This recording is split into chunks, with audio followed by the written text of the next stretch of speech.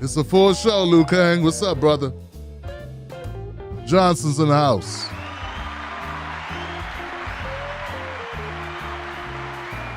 Special edition, Johnson.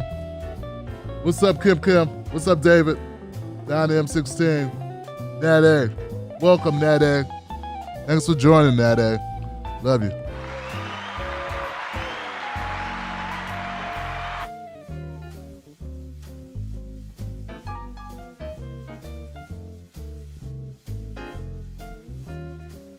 There we go.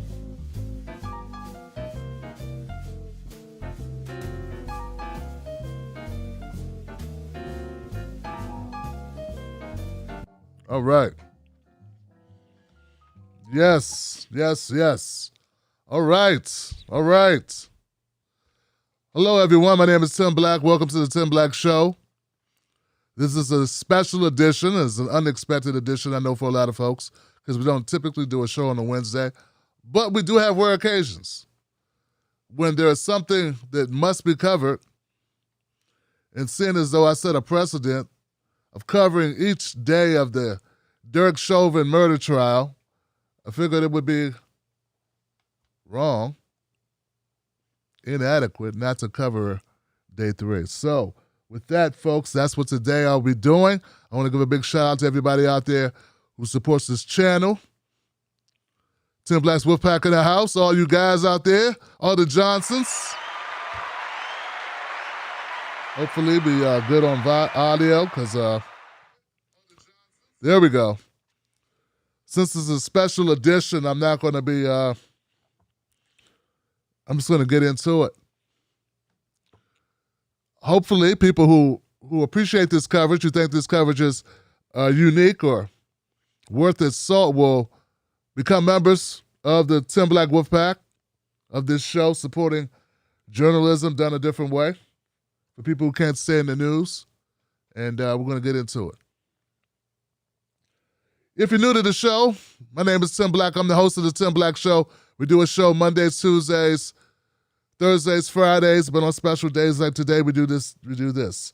I've been covering the George Floyd crucifixion, the lynching of George Floyd, the trial of Derek Chauvin, as I've covered similar stories like this: Breonna Taylor, Sandra Bland, John Crawford, Tamir Rice, Tony Temper, to name just a few.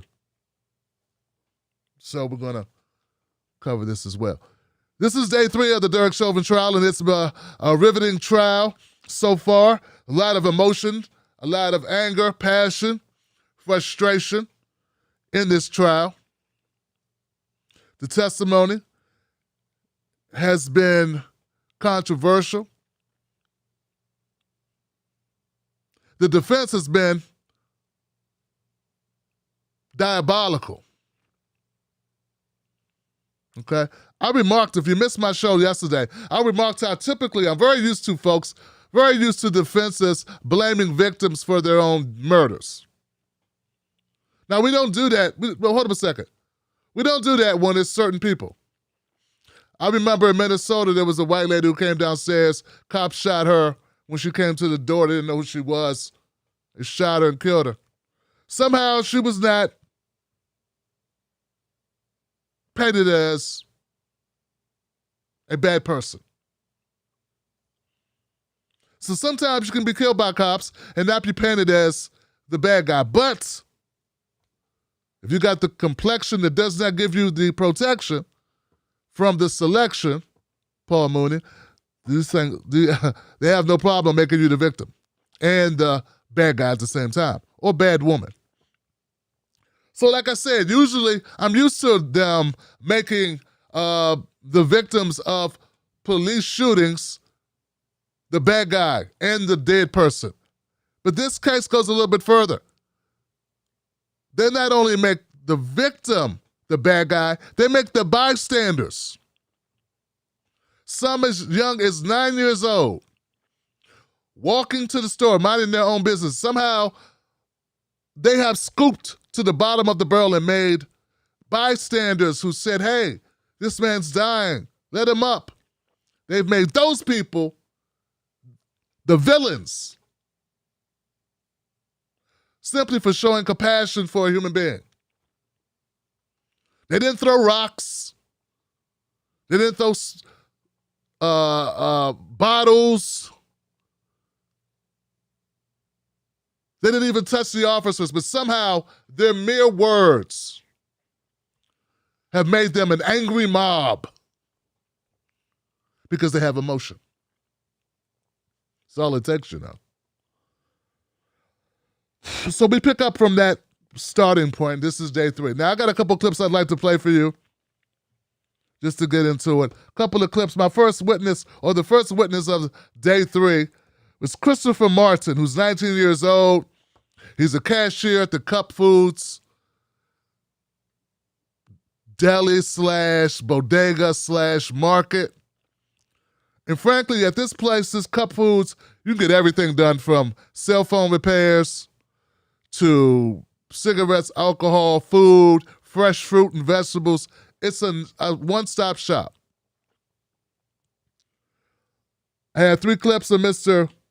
Martin, and let's go ahead and run with that. Here we go.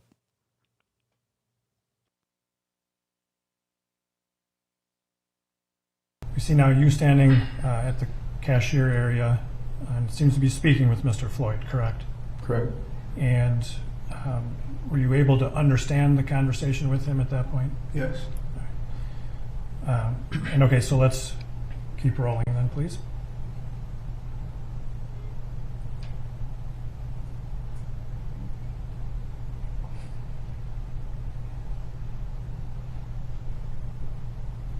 Now let's stop here for the record at 7:44:49.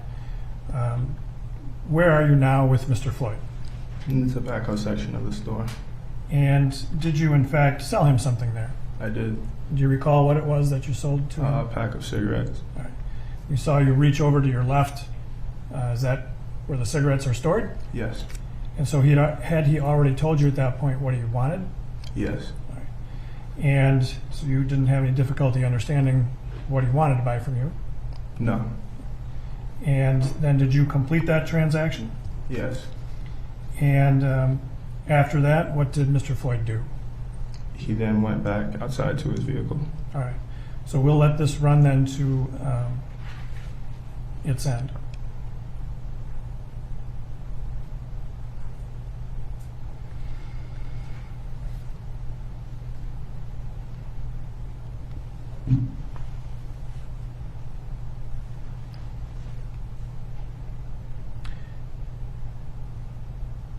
Now, if I'm going to freeze it here, I'm sorry, I said I was going to let it run, but we saw you holding something up. Can you describe, and again for the record, this is 7:45:10, describe for the... Let's pause right here for a second. I want to let everyone know what you need to do on this clip is you need to look at the top of the screen on your left-hand side. You will see young Mr. Martin and George Floyd in the rear of the store. It's called the tobacco section. Okay, so let me rewind just a little bit because Floyd's back there with Mr. Martin. Okay, so that's where you need to be looking. It's kind of hard to make out, but in this scene or in this clip, Mr. Martin is going to be the one who Floyd gives a bill to that is deemed to be or suspected to be counterfeit. Okay? Now, I don't know if the official report on this was that it was a counterfeit or not, but that's what this segment is about. So let's let that run now.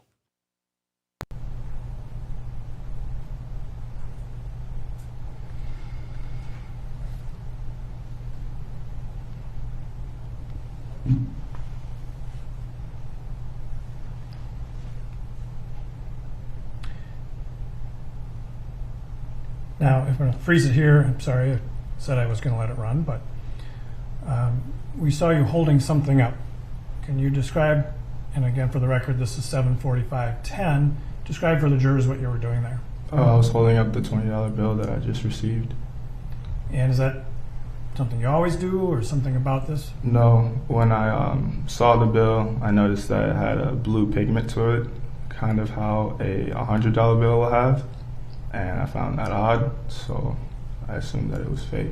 Okay. But Mr. Floyd is still there, correct? Yes. And you completed the transaction? Yes. All right. And then upon doing that, did he leave the store? Yes. All right, so now let's let that run, please.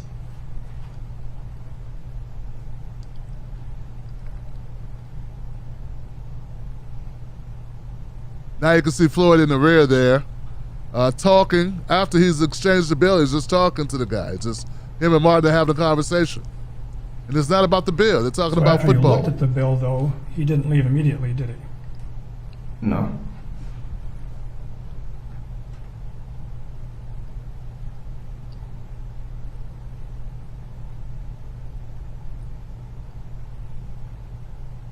He just left the store.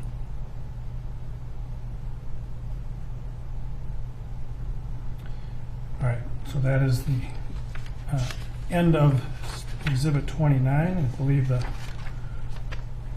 time there is 7:45:51, correct? Well, I'm asking you, but you saw that on the timestamp on there. Correct. So we could look at other video to determine if that time is correct. That's the time he left the store on this video. Yes. All right. After he left, did you look at the bill again? I did. All right. At the time that you were working on May 25th of 2020, what was the store policy about cashiers accepting $20 bills? The policy was that if you took a counterfeit bill, you would have to pay for it out of your money or your paycheck. And it gives you an incentive to be careful about what you take. Yes. All right. So did you think that bill might not be legitimate? I did. So what did you decide to do?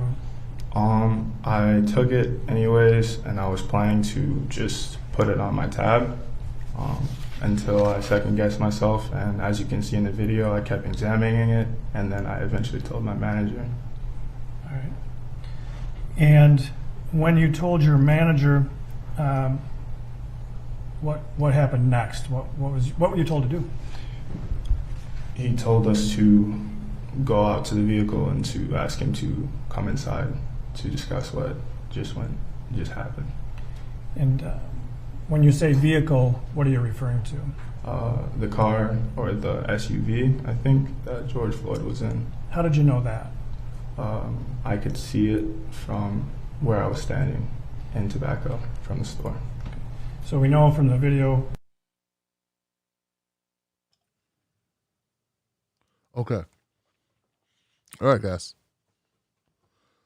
So Christopher Martin was explaining and describing the video that you just saw, the scene that took place.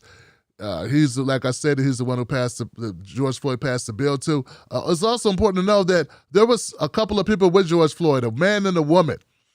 There was a man in the passenger side who had on a red jacket who earlier came in and tried to pass a similar bill. And Christopher did not take the bill. He said this bill is a phony bill, and the guy left.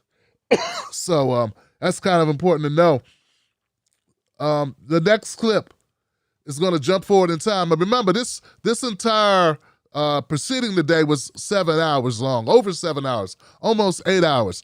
I've reduced these clips down very briefly just to give you the most important bits of their testimonies. This is the next clip of Mr. Martin. This is what happens when the ambulance arrives. So this is going to be Mr. Martin, some people in the store who go outside when they realize that something's happened to George Floyd. Check that out.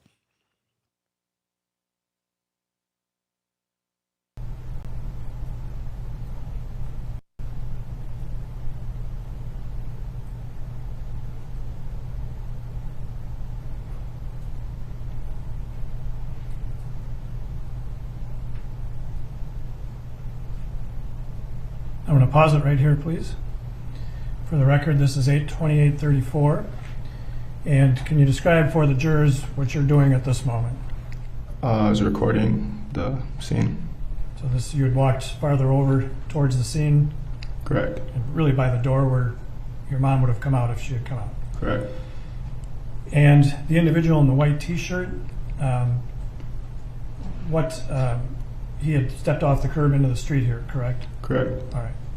And so then let's continue to run Exhibit 33, please. And we're going to pause right there, please, at 8:28:41. Is that the moment you were talking about when your coworker got pushed? Correct. And did you see it all anywhere in there where he touched the police officer? No.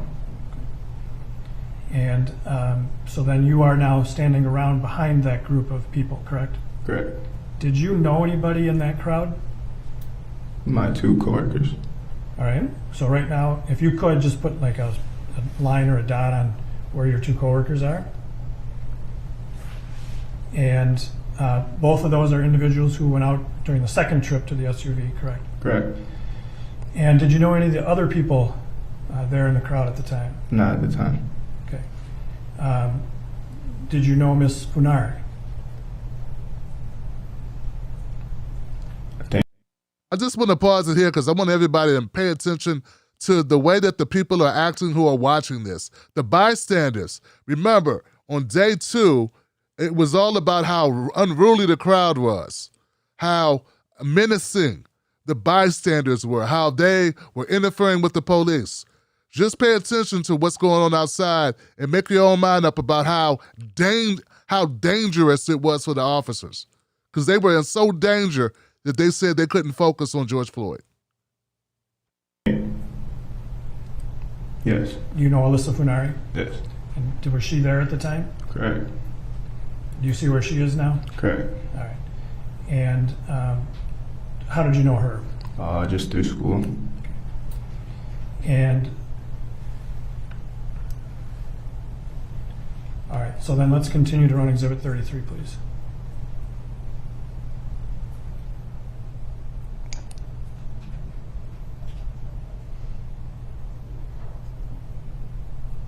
Now I'm going to stop right here, please.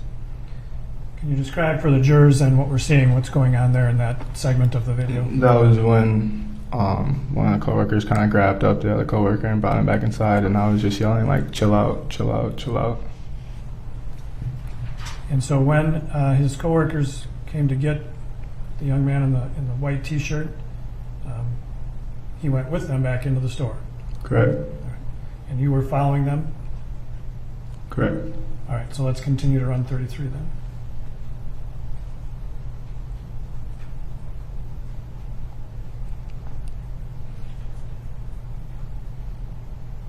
Now I want to pause here for a moment, please. For the record, 8:29:04. Can you tell the jurors what happened, what you were doing here, I guess? At this point, I think I was just kind of emotional, and I went to the African American that was standing there in the curb, and I was just like they're not gonna help him. This is what we have to deal with. So. Okay. Sustained. Yeah, That'd be stricken. That's fine. So you had a conversation with another person standing there. Correct. And when you walked up there, we saw just before I stopped it, there was a young girl there in a green shirt. Did you see her when you were walking up there? Correct. You remember seeing her in the store earlier? Correct. Did you know who she was? No. And you remember being the cashier when she was in the store earlier? Correct. And then can we continue to run Exhibit 33, please?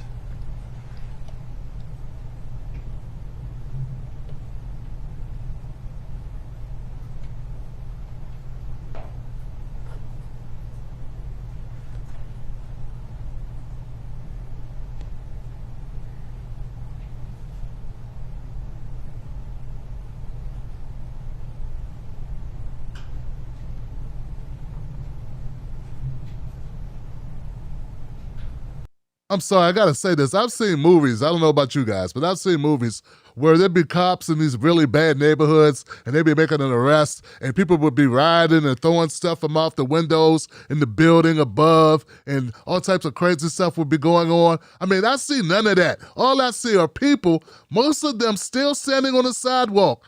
George Floyd is on a stretcher, not breathing at this point. And the worst we have is one person standing with his hands to his side talking. And this is considered threatening the police.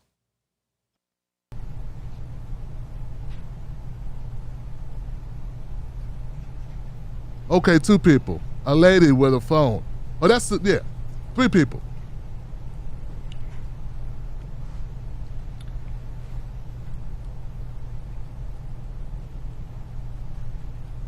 I'm going to pause here for a moment. The record should reflect 8:29:55. We saw you standing there with your hands on your head for a while, correct? Correct. What was going through your mind during that time period? Disbelief and guilt. Okay. Why guilt? If I would have just not taken the bill, this could have been avoided. We also saw another individual get pushed by an officer, correct? Correct. And what did you do after that happened? I was just trying to calm him down, tell him to stand back. All right, so let's continue running 33 then, please.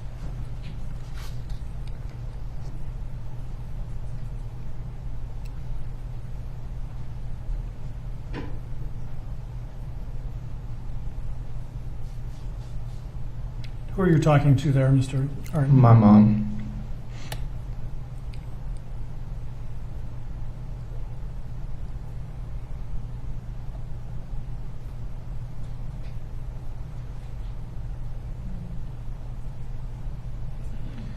Okay, so that takes us to the end of Exhibit 33. You were going back into the store. Correct. And so then did you just continue to work your shift? Correct. And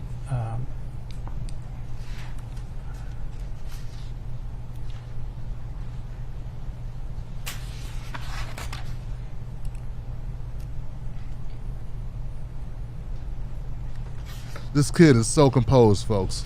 So composed. God bless this kid.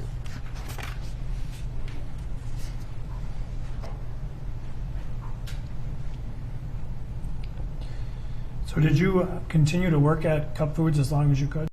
No. Why not? I didn't feel safe. I have no further questions, Your Honor. Okay.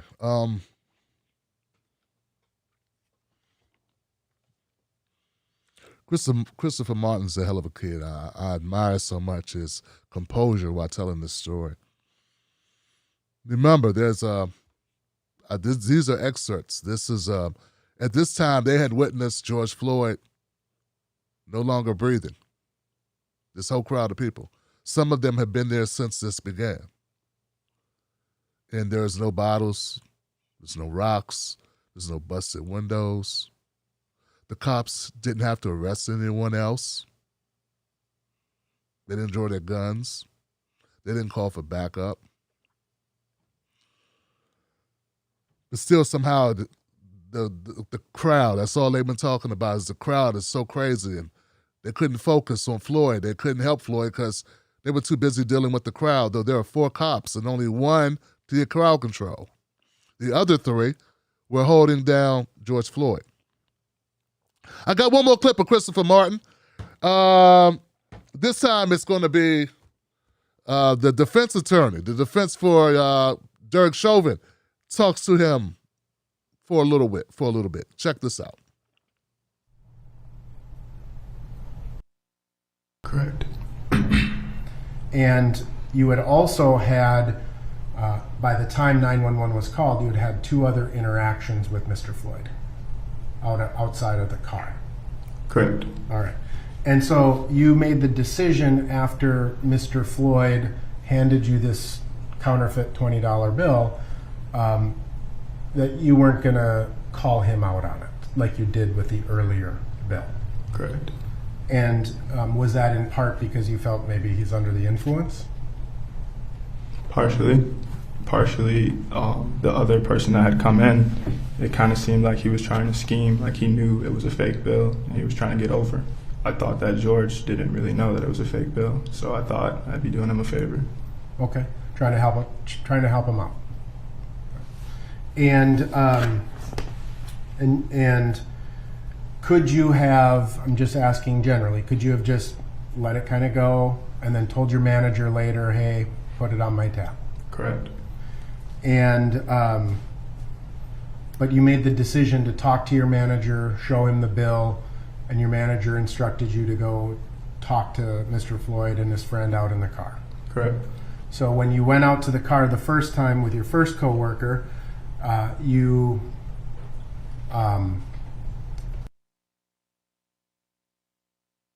Okay. Now, folks. Now. I want to put this to the audience, to the people in the comment sections. Is it typical for anybody who's worked retail that if somebody slips you a phony bill and you don't catch it because you're not a forensic, I don't know, bill detector of phony currency, is it typical that comes out your paycheck? Please put that in the comment section because that seems like some bullshit. Yeah, the owner of Food Cups is an asshole. This is a 19-year-old kid, and at the time, he was probably 18, because this was back in 2019. So he was 18 years old, and you're taking money out the poor. How much could the kid make? I don't know what the minimum wage is in Minnesota. I don't think it's that high. And I don't think Food Cups pays a lot more money than minimum wage. So if someone slips him a phony bill, not only do you take it out of his check if he doesn't catch it, you send him outside to deal with people who pass fake bills by himself while you sit in the back.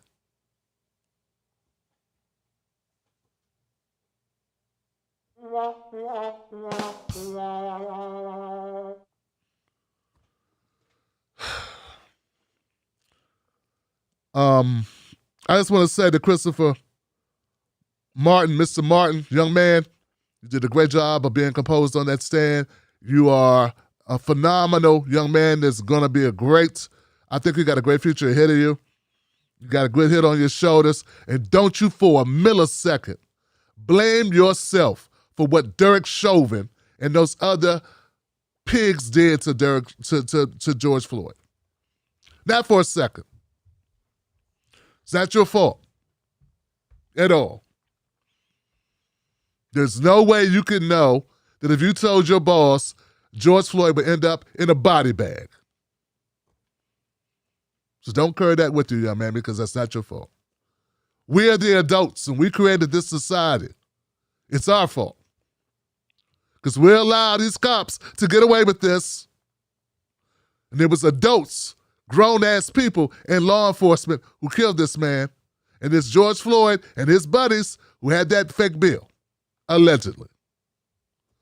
Last person who should be blamed is a 19-year-old kid in a convenience store. All right. The next witness is a Christopher Belfie.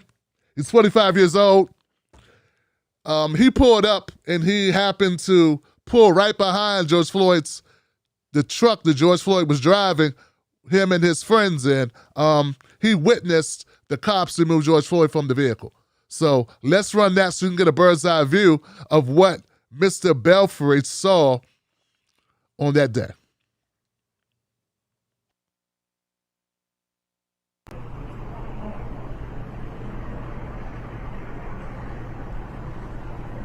Mr. Belfry was filming with his smartphone.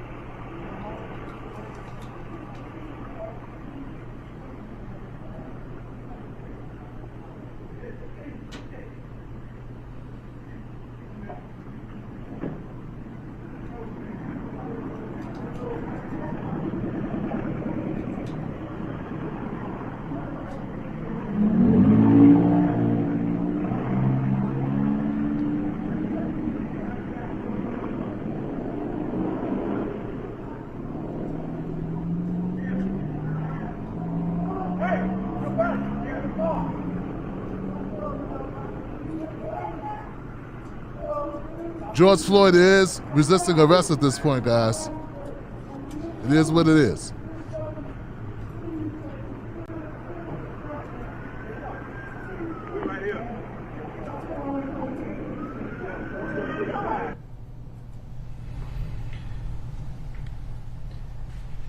Now, when you were making that recording, do you recall if your window was down and your...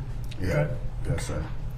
So we were able to hear some of it on the video. Were you able to hear any better sitting there in person than with the video? I vaguely heard most of it. What were you kind of hearing?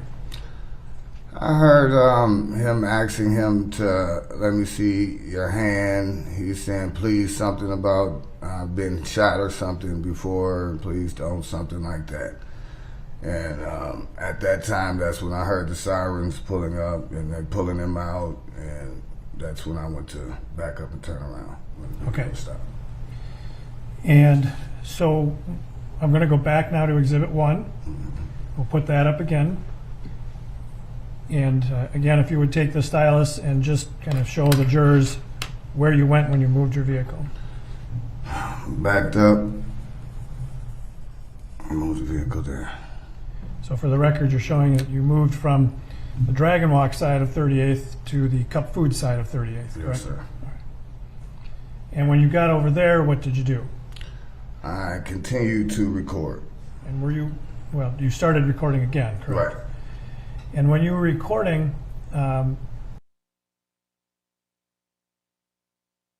Okay. All right. Okay, now Mr. Belfry wasn't much to his testimony other than he witnessed George Floyd coming out of the vehicle, being taken out of the vehicle. He saw the officer pull his gun on George Floyd. Remember, this is over a $20 fake bill. But the officer said that Floyd was acting strange, so it wasn't following directions. So he pulled him out the vehicle, put handcuffs on him, and they didn't automatically arrest George at that point. They were just talking to him, and they were interrogating his two friends.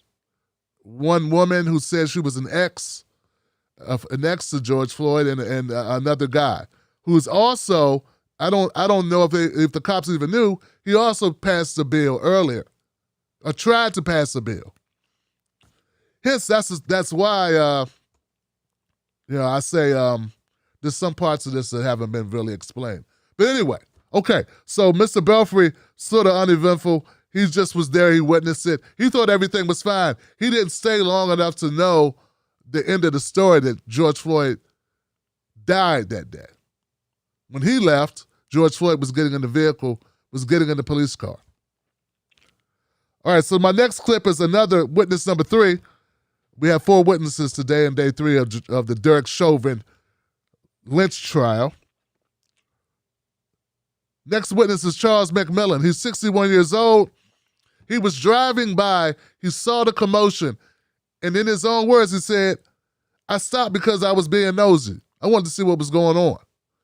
And he gets out. He parks his car. He gets out. And he tries to help George Floyd. He tries to help George Floyd. Here goes that clip.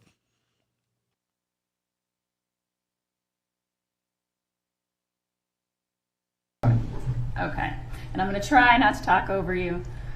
Do my best. All right. Okay, so I'm going to let the video play, and then we can pause it for some follow-up. So go ahead. Thank you. You can't win. I'm not trying to win. I'm not trying to win. I'll get on the ground, anything. I get in the car. He know it. He know it too, Mr. Officer. Y'all hear me? Don't do me like that, man. Get in the car. Okay, can I talk to you, please? Yes, you get in this car. We can talk. I am claustrophobic. I'm claustrophobic, You're not man. working with me. God, I'm claustrophobic, man. Get in the car. Man. Get in the car. Please get me in the front. Please. No, you're not getting in the front. I'm claustrophobic, so I was Get in the car. Okay, man, okay. I'm not a bad guy, man. Get in the car. I'm not a bad guy. Man. Please, officer. Please. Sit. Please. Take a seat. Please, man. Please. No. Take a seat. I can't choke. I can't breathe, officer. Please. Fine. My wrist, man. Please.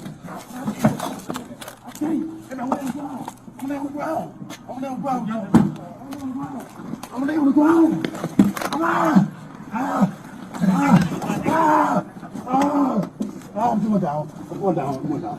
Get in the squad. I'm going down. I'm going down. I'm not going to leave you. Bro, you going down a heart attack. I know I can't breathe. Get in the car. Oxygen. I can't go, man.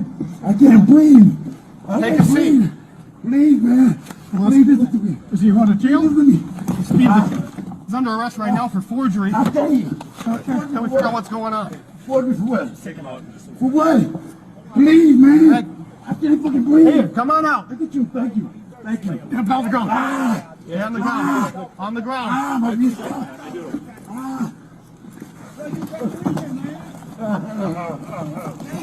Right. You got your restraint. Hobble. I can't breathe. Okay. I can't breathe. Grab that. Get him.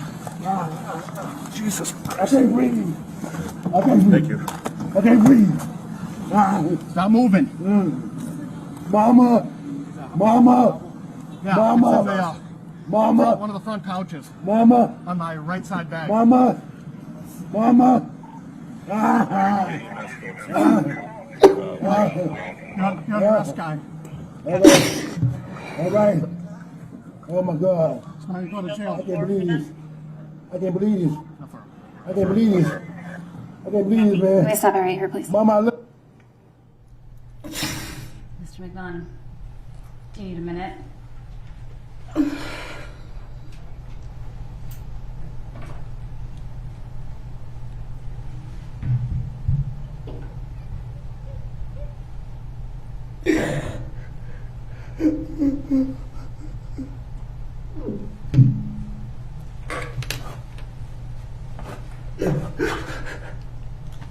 Oh my God. Just take your time. Just know when you're ready. We'll just give you a moment, Mr. Mcmillan. I'm not sure if there's water for you as well. Oh. If you need a break to get some water, let me know, and we can take a break.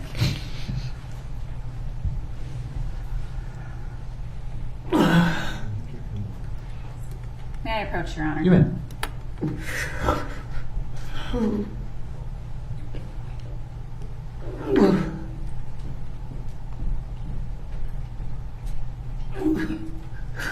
Thank you.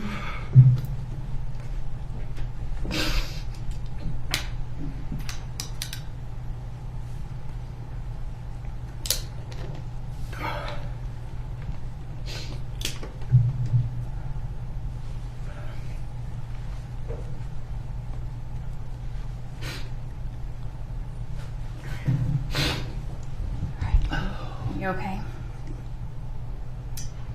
Yeah. I know that this is difficult. Can you just explain sort of what you're feeling in this moment? I feel helpless. I don't have a mama either, but I understand him. My mom died June 25th. Hang on just 1 second, Mr. Let's take a 10-minute break. We'll take a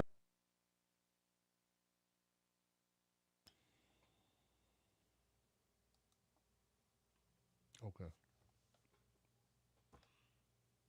All right. All right.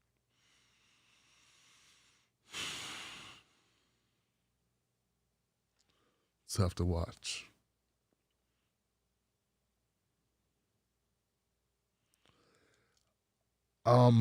I've heard people say some things that are just horrific. That's one of the worst things about covering these types of stories are the callous comments you hear on the internet.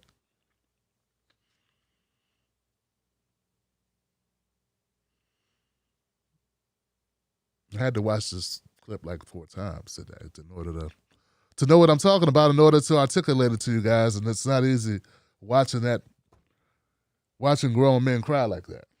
Because they're not faking it, Johnson. Okay, so Also, Mr. Mcmillan, like I stated, he was trying to help Mr. Floyd. That continues. Here goes another clip of Mr. Mcmillan talking to George Floyd and describing what he was trying to do.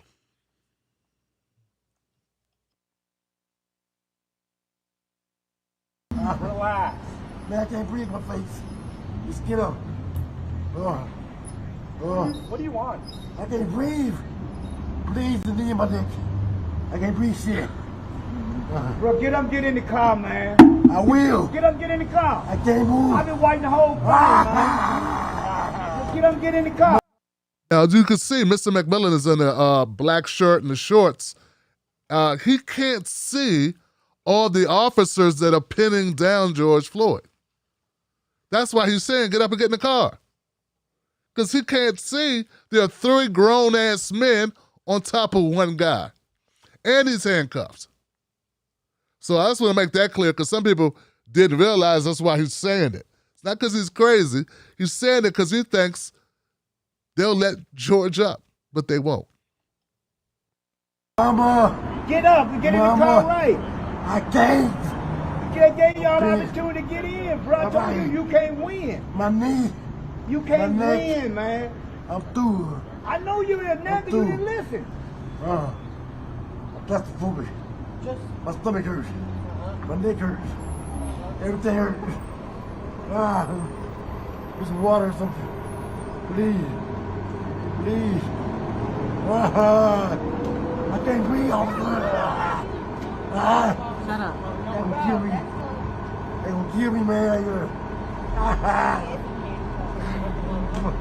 Bro, with your feet on his neck, man, you get off the His nose is bleeding. Like, yeah, come on now. that's wrong right there with his feet on his neck. Look at his You nose. just see your knee on his neck. Yeah, you got your feet right on his neck, dog. He ain't even resisting the rest. I cannot breathe. You just a grown, you're a tough guy. You're a tough guy, huh? I say you're a tough guy. You're not even resisting the rest, bro. His whole nose is bleeding. Fall with him? Bro, You can stop it there, please. So there's someone in that clip who says, your knee on his neck, that's wrong, man, something like that. Was that you? Yes, ma'am. And there are also, before that, some statements about you can't win, get up and get in the car. Was that also you? Yes, ma'am. Again, was that what you were describing earlier, just trying to help with him? Could you describe what you were trying to do at that point? Basically, what I'm saying, we can't win because once, like I said before, once the police get the cops on you, you can't win. So I'm trying to tell him just cooperate with him, get up if you can, get in the car, go with him, you can win. And did he say I can't to you? Yes, ma'am. Okay. And did you understand him to be talking to you? Yes, ma'am. And when you were saying, your knee on his neck, what were you concerned in that moment? Yes, ma'am. And why was that? Because he's started saying I can't breathe, my stomach hurt. He's saying things that maybe lead that he's in trouble. When you say in trouble, what do you mean by that? He's gonna die.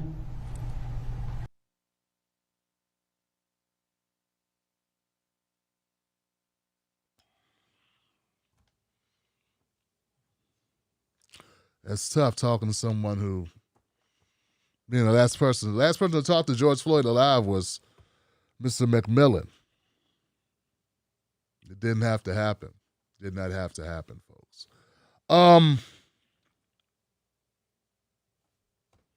The next clip I get, which is the last clip I have for you today, from the day 3 of the George Floyd lynching into the Derek Chauvin trial, is Lieutenant Rugel. Now, Lieutenant Rugel works for the Minneapolis Police Department, and he oversees this department that handles evidence and cameras. So there's a repository that manages all of the various cameras around Minneapolis, as well as all of the body cameras.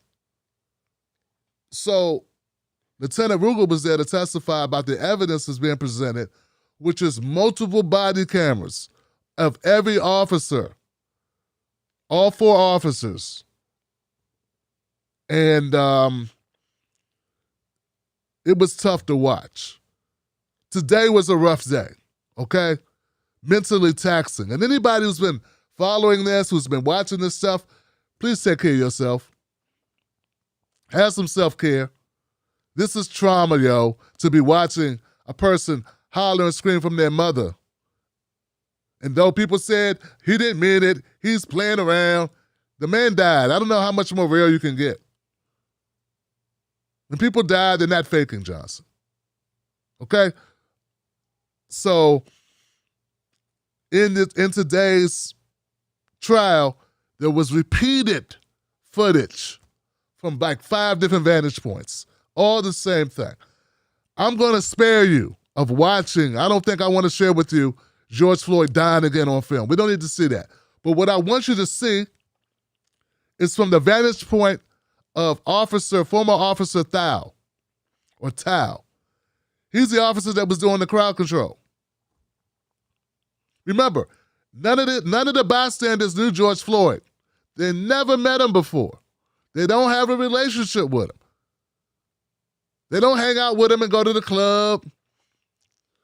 They don't smoke weed together. They don't go to, boxing matches or ball games. They never met this guy before. And they're all emotionally invested and they care about the well-being of this man. And we're talking about all types of people, all orientations, all colors, okay, all ages are in this next clip. Here it is.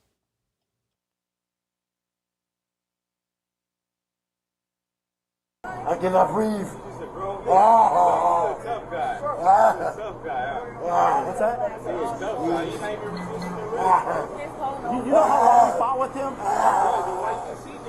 He's being held down. It'll kill me. I can't breathe. This is why you don't do drugs, kids. I can't breathe. He is human, bro. He's talking, so he's fine. Put him in the car. We tried that for 10 minutes. Bum ass shit, bro. That's some bum ass shit, bro. Y'all know that. You don't gotta sit there with your knee on your neck, bro. He's talking, he's fine. Bro, he ain't. Okay. All right, we're done. You circled Okay, me we're like done. in a jiu-jitsu move, We're done. bro. You try We're to done. put his breathing right there, bro. Okay. Like, you don't think that what it is, bro? You don't think nobody understands that shit right there, bro? I trained at the academy, bro. That's some bullshit, bro. You did. Okay. Right, Then do you that's understand? bullshit, bro. All right. That's bullshit, bro. You fucking stopping his breathing right there, bro. Okay, he's talking. It's hard to talk when you. Bro, but you it's hard can to get him talk off if the you're ground. if You're in a you're bump not right breathing. now. You can get him off the Right? ground, bro. You can get him off the ground. You being a bum right now. Were you here the whole enjoying time? that. He enjoying that shit. He enjoying that shit. He a fucking bum, bro. He enjoying that shit right now, bro. You could have fucking put him in the car by now, bro. He's not resisting arrest or nothing. Talking now? You enjoying it. Look at you. Your body language explains it, you Look at fucking him. bum. Bro, get the fuck off of him. So you remember that Donald Williams is the young man in the hoodie that's being very vocal. He's the MMA fighter, also the private security guard who's trained with officers and a mixed martial artist. And he knows about the chokeholds, and he knows what Derek Chauvin is doing as he shifts his weight on his knee to George Floyd's neck. That's why he's the most vocal, because he's the only one who really understands what's happening. He's noticing Derek Chauvin's actions, his movements with his leg, the way he shifts his foot, applies pressure different ways to the neck area of George Floyd. And he understands that this cuts off oxygen supply.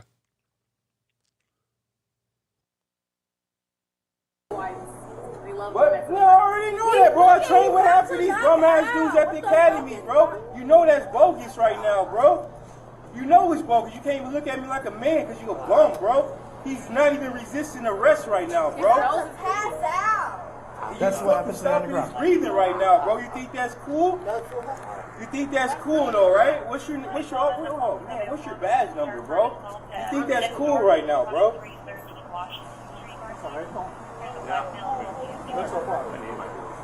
You think that's cool, though, bro? You're a bum, bro. You're a bum for that. You're a bum for that, bro. You getting mad. You're just sitting there stopping his breathing right now. The dude about to go out right now, bro. Bro. Okay. You just gonna choke him like that? Yeah, I know that's what you want to do. I'm not scared of you, bro. You're a fucking pussy ass dude, bro. What? I'm a firefighter from Minneapolis. Bro, look, well, you should check on him. He's not responsive right now. Back off. He's not responsive. Get off the street before you Responsive. Did you hear her? Her name is Genevieve. Now, Genevieve is a firefighter for Minneapolis Fire Department. She just walks up. She's also a trained EMT, okay? So she works for the state just like they do. And she walks up and she identifies herself and says, let me help. This man is in a duress.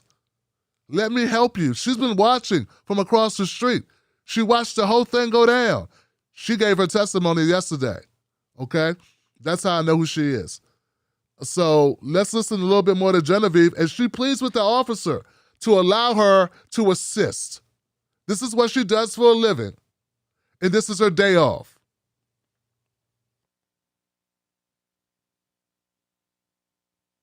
back off.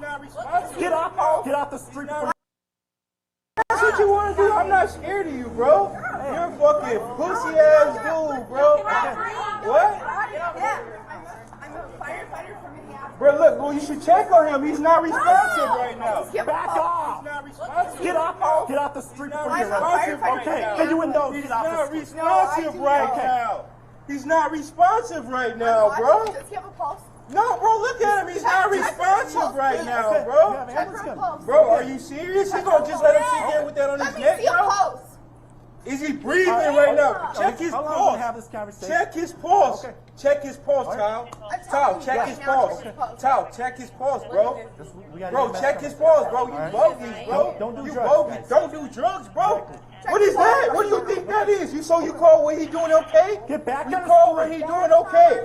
You call what you doing? You call when he doing okay? Are you bro? really a firefighter? Yes, I am Okay. from Minneapolis. Okay, Bro, then get on the sidewalk. You call. Show You me think that's his okay? pulse. Check his pulse. Check his right Tal, fucking check his now. pulse. Get back on the sidewalk. The man ain't moved yet, bro. The man ain't moved yet, bro. Okay, where?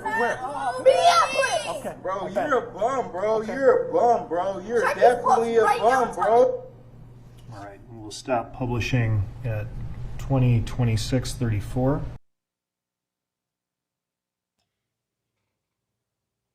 All right. If someone asks you why are these other officers on trial, there goes your reason. There goes your reason. Officer Tao.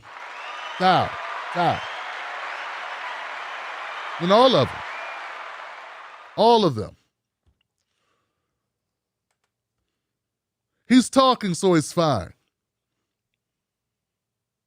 He's talking, so he's fine. So once he stopped talking, Tao, is he still fine? Is he still fine? Once he stops talking. I guess he's not, right? So we should try to help. You know, Genevieve is not the only person who's capable of giving CPR. You know who else is capable of giving it? Derek Chauvin is also CPR trained. He did nothing. Now, where I come from, passing a $20 fake bill should not equal death. Shouldn't equal death. You should be able to have a day in court.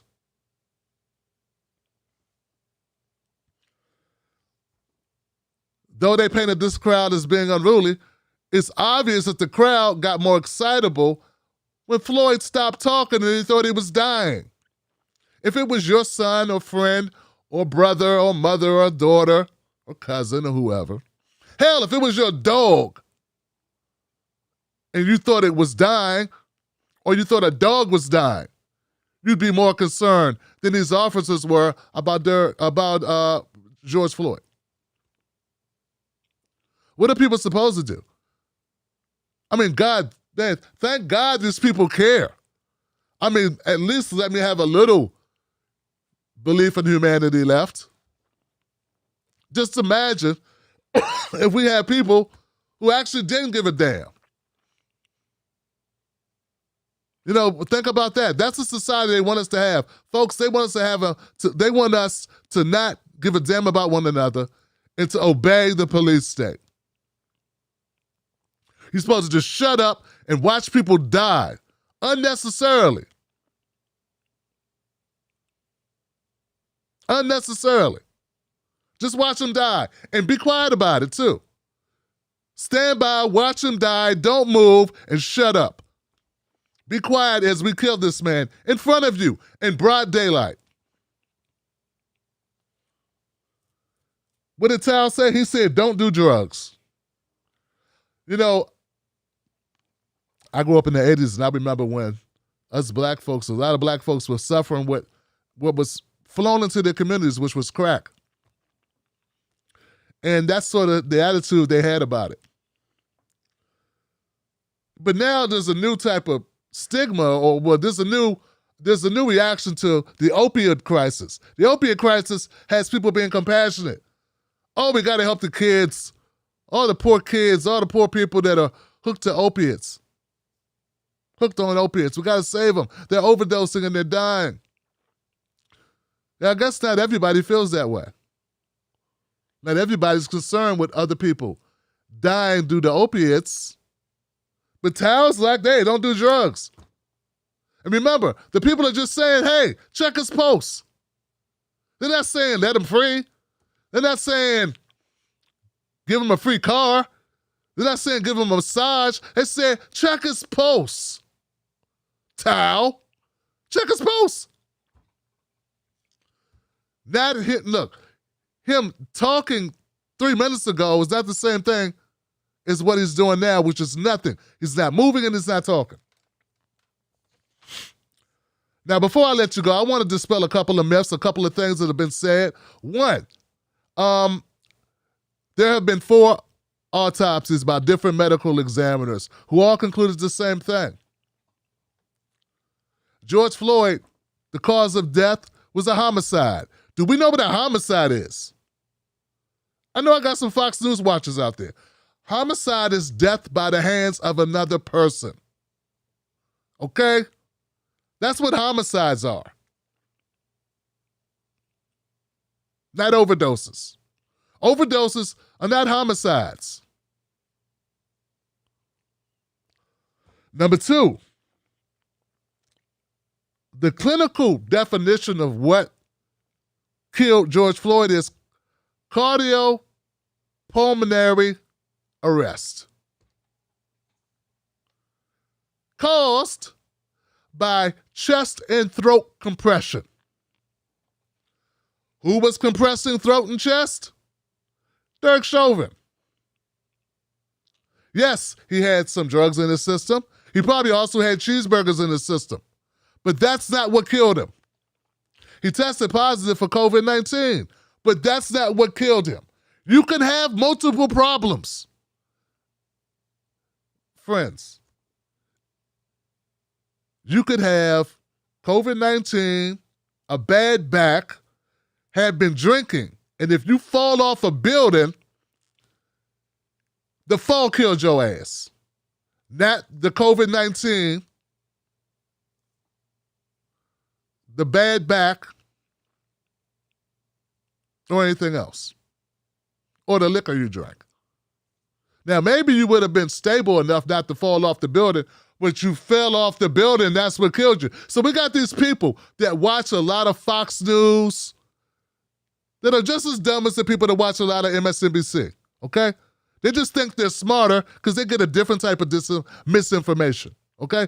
They think they're smarter, and they think just because somebody had drugs in their system that they had an overdose. That's not the case. That's not the case. He had a blocked artery. A lot of people have blocked arteries. 75% blocked artery. First of all, there are people with multiple blocked arteries that don't even know it, walking around right now just alive, chilling. My wife's brother had a triple bypass. He had 3 blocked arteries, and he's still alive. People have blocked arteries. That's not what killed him. What killed him was Derek Chauvin. You fucking child. That's what killed him. Now, you may not like that. You may not respect that, but that's what the big money payoff was for. Why did Minnesota pay the Floyd family.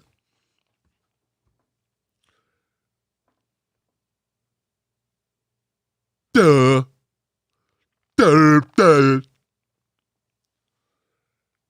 George Floyd did some things wrong. He should not have passed that $20 bill. He should have got in that damn car. But that doesn't mean he deserved to die, Johnson. I would say that if it was George Floyd, or if it was you, or if it was your cousin, or somebody I don't know, or somebody walking down the street.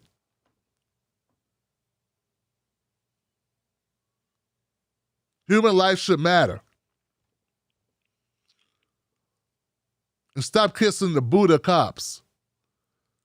Now, if we're ever going to be able to prosecute cops and actually get verdicts at work, we're going to have to end qualified immunity, which is basically a get out of jail free card for anything a cop does ever in life.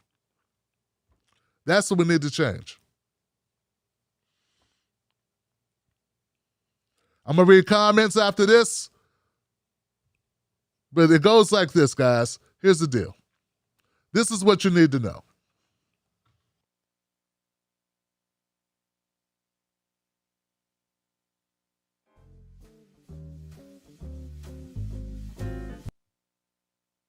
Don't forget, this show is brought to you by Above the Law. How qualified immunity protects violent police. Stories about qualified immunity and why we need to get rid of it. Why it must be abolished. This book is a good book. Ben Cohen, co-founder of Ben & Jerry's, Michael Render, a.k.a. Killer Mike, wrote the foreword. Become an End Qualified Immunity level Patreon of The Tim Black Show and get a free book.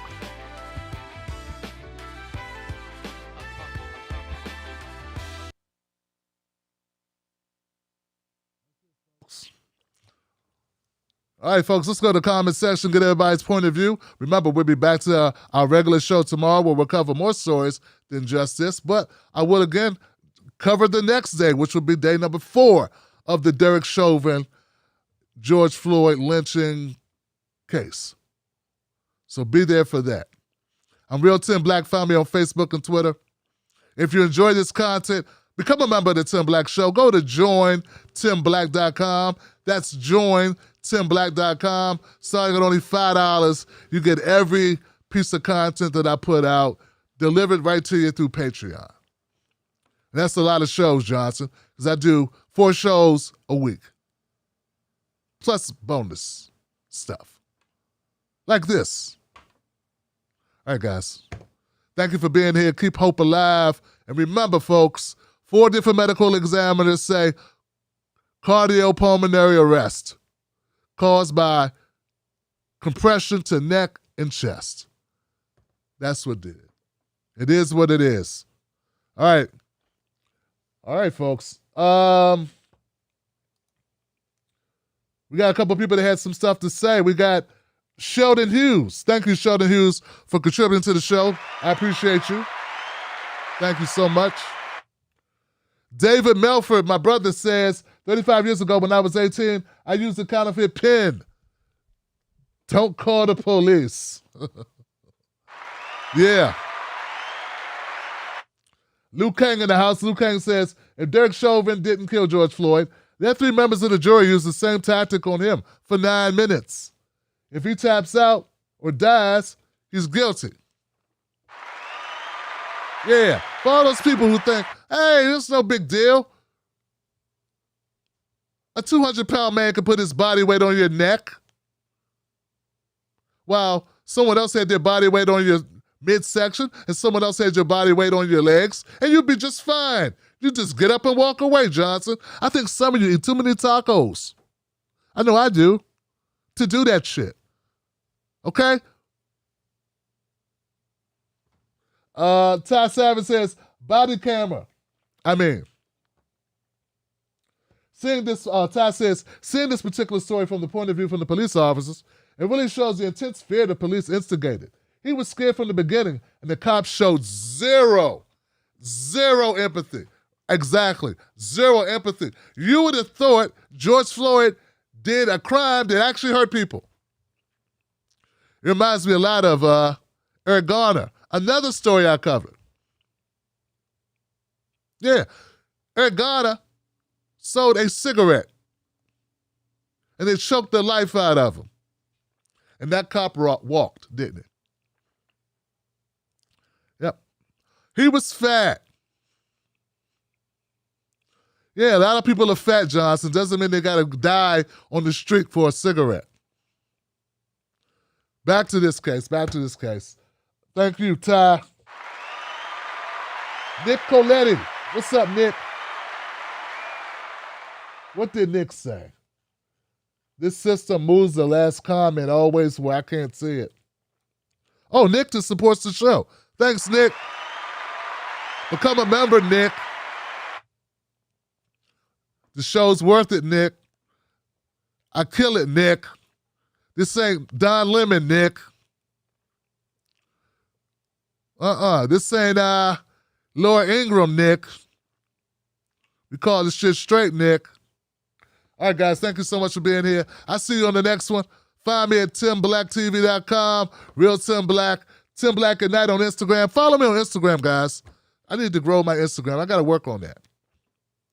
I put some dope clips on Instagram. All right, y'all. Facebook people, thank you, Facebook, for being here, man. I know I appreciate you as well. Thank you for sharing it on on Facebook. Thanks, Facebook, for sharing the show. Thank you, Deco. Thank you, Seth.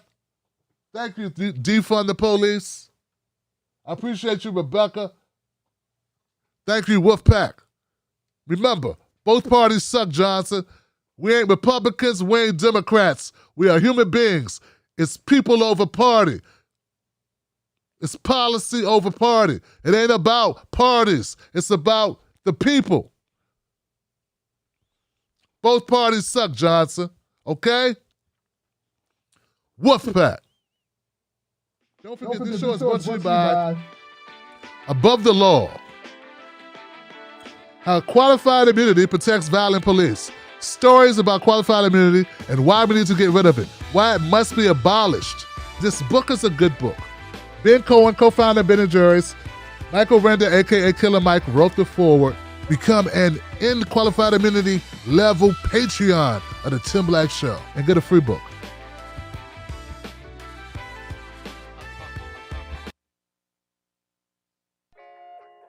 Let me ask you something.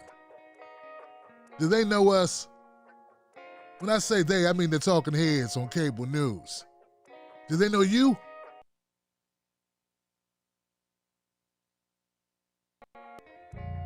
They play political games. Let me ask you something. Do they know us? When I say they, I mean the talking heads on cable news. Do they know you? I mean, they talk about the world as if it's a sport. They play political games, report on our pain, rack our brain to feed the stock exchange, but do they know us? Do they know what we care about? Nope. They're too far away. They can't see us. They can't feel us. They can't relate to us. See, when you want to know what's going on in your world, trust someone who lives in your world. Subscribe.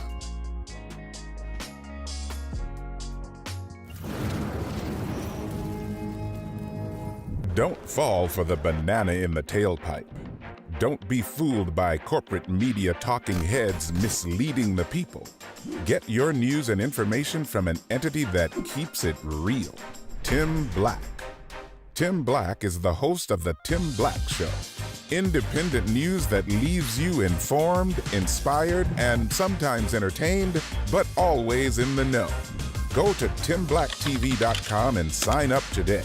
The Tim Black Show is news for people who can't stand the news. See you there.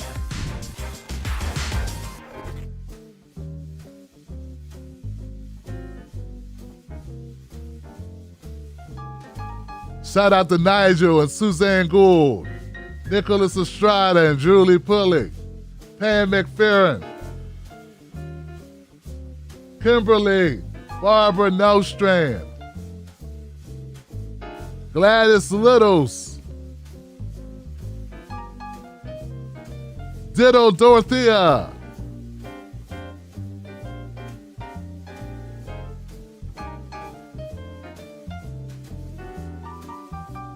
John Ketchline, Elizabeth Ferrone, Ryder Little John, Chaz Ellingson, Daniel Castley,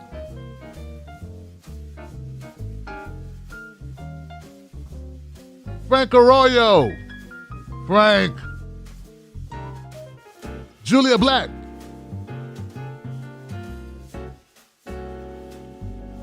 and Kimberly Carlisle, Lucius Carlisle.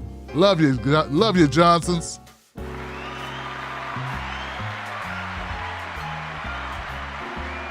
I really got the best supporters in the business, man. Shout out to the Wolfpack, Anthony Lamont, Brian Crosby, Rob Spencer, Leslie, Iris Mama, Courtney, Dinah M16 in the house, Wendy Gonzalez, Spark Unicorn, Neo Beetle, Leslie DeBelly, Jasmine Hill, Soul Gang Boxing, Douglas Boone, Tim Black's Wolfpack in the house, Anthony Lamont, what's up, brother? Been a fool. John Curtis. Schultzy 100 in the house. Sign of the Times moderating. Michael moderating on Facebook. Sign of the Times moderating on YouTube. Murray Warren. I got the best people, man. You guys are great. Bose Einstein. Tim Nichols. Yeah, I'm shouting everybody out I see, man. I love you guys. You keep me going. I need to pick me up a Shura. Kim. Daquan Gray in the house. Blaine, Lindsay, and Joe Nice DJ. A-Cab. Booyah. Wolfpack, y'all.